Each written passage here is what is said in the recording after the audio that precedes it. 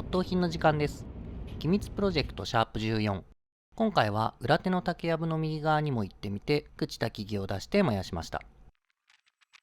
竹やぶに入る道がないため、崖をよじ登るのが大変なのと、中に入っても斜面が急なので木々を出すのも一苦労でした。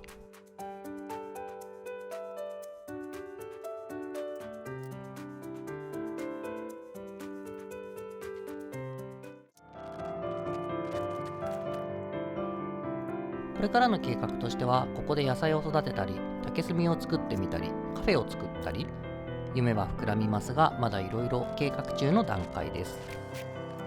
まず土地を使えるようにするためにやるべきこと。